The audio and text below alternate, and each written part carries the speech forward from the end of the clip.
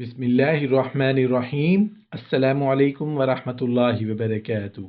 میاں بیوی میں محبت کے لیے بحیثیت میاں بیوی دنیا کا ہر جوڑا یہی چاہتا ہے کہ اس کی زندگی پرسکون ہو، زندگی میں خوشیاں اور خوشحالی ہو، مگر یاد رکھنا چاہیے کہ تالی دونوں ہاتھوں سے ہی بجا کرتی ہے۔ جب میاں بیوی دونوں ایک دوسرے کا ساتھ دیں گے تبھی زندگی خوشیوں سے مالا مال ہو سکتی ہے۔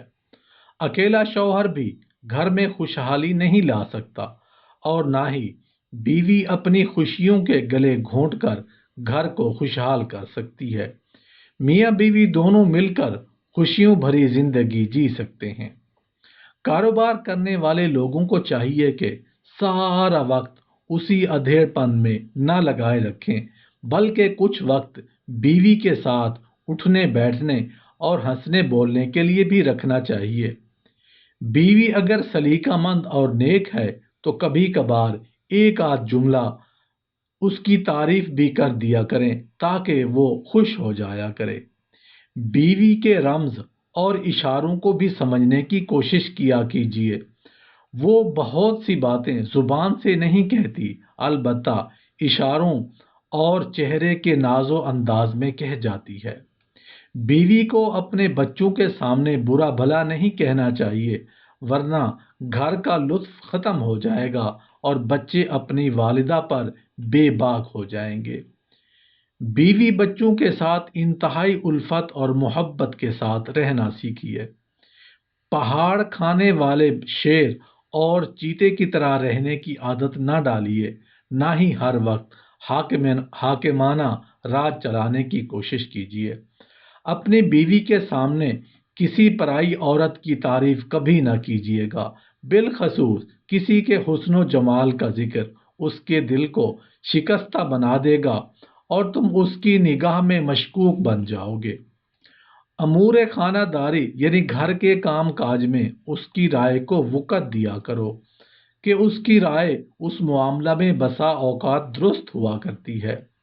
بیوی کے سامنے کسی بات میں حجت بازی نہ کیجیے گا کیونکہ یہ اس کے لائق نہیں۔ ہاں، اس کے ساتھ جذبات کا لحاظ رکھ کر برتاؤ کیا کیجیے، یہی اس کے لائق ہے۔ عورت کی بے پردگی سے حتی الامکان بچتے رہیے اور غیر محرم اجنبی مردوں سے ربط و ضبط اور آمد و رفت سے منع کر دیجیے۔ عورت کے سامنے کپڑے اور زیورات وغیرہ میں کوئی چیز پرائی نظر آئے تو اس کی پوری تحقیق کر لیں کہاں سے آئی ہے اور کیوں آئی ہے، ورنہ بگاڑ کے راستے اسی طرح شروع ہوا کرتے ہیں۔ بیوی کو شوہر کے سامنے ہمیشہ زینت کے ساتھ رہنا چاہیے تاکہ اس کی نگاہ غیروں پر نہ پڑے اور اس کی طرف سے دل میں کوئی کدورت پیدا نہ ہو۔ اس کا حکم شریعت میں بھی کیا گیا ہے، بالخصوص جب شوہر سفر سے آئے تو عورت زینت اختیار کر لے۔ نبی کریم صلی اللہ علیہ وآلہ وسلم جب سفر سے تشریف لاتے تو صحابہ کرام رضوان اللہ تعالی علیہم اجمعین کے ساتھ مدینہ سے باہر قیام کرتے تاکہ مدینہ میں عورتوں کو اطلاع مل جائے کہ وہ صاف ستھری ہو جائیں۔ بیوی کی خاطر شوہر کو بھی صاف ستھرا اور اچھے کپڑوں میں رہنا چاہیے تاکہ اس کا میلان بھی آپ کی طرف باقی رہے۔ اگر بیوی عمدہ کپڑے اور زیورات کی بہت ہی زیادہ شوقین ہے تو بڑی حکمت سے زاہدوں کے واقعات اور اللہ کے نیک بندوں کے قصے اور دنیا کی بے ثباتی سے زائد از ضرورت سامان سے اس کی رغبت کم ہو جائے۔ اگر اس طرح اس کی رغبت کو کم نہیں کیا گیا تو اس کی یہ ہوس پورے گھر کو برباد کر سکتی ہے۔ عورت اگر پڑھی لکھی ہو تو اسے کچھ اخلاقی اور مذہبی کتابیں پڑھنے کو بھی دیجیے، ناول افسانے اور خرافات کو ہاتھ نہ لگانے دیجیے۔ کبھی کبھار گھر میں کچھ گڑبڑ ہو تو اس سے اندر ہی اندر نمٹ لو، باہر دوسروں تک نہ پھیلاؤ۔ بد اخلاق عورتوں کے ساتھ ہرگز جوڑ نہ ہونے دیا جائے ورنہ وہ اسے بھی برباد کر دیتی ہیں۔ اگر گھر میں ماں بہنوں کے ساتھ بیوی کی کوئی گڑبڑ ہو جائے تو انتہائی خوش اسلوبی کے ساتھ دونوں کے حقوق کی رعایت کرتے ہوئے باتوں کو نمٹانا چاہیے۔ گھر کے معاملات میں نہ بہت زیادہ سخت نہ بہت زیادہ نرم ہونا چاہیے۔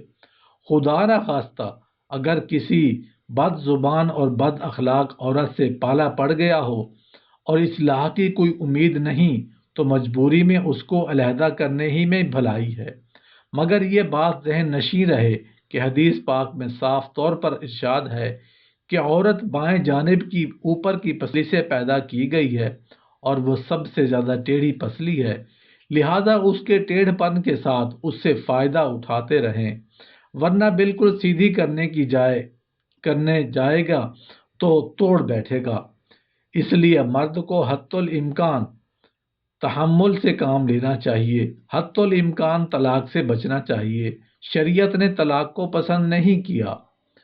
بعض بغض المباحات فرمایا، یعنی یہ مباح اور جائز کاموں میں بہت برا کام ہے، یعنی جائز تو ہے لیکن مباح ہے یعنی برا ہے۔ اس پر اقدام بہت سوچ سمجھ کر اور اپنے مخصوص متعلقین سے مشورہ کے بعد کرنا چاہیے۔ 3 طلاق دینا اور وہ بھی ایک ہی ساتھ برا ہے، شاید پشیمانی اٹھانی پڑے۔ عورت اگر بیمار ہو جائے یا اس کے حیض میں کچھ گڑبڑی ہو جائے تو جلد سے جلد اس کے علاج معالجے کی طرف توجہ کرنی چاہیے۔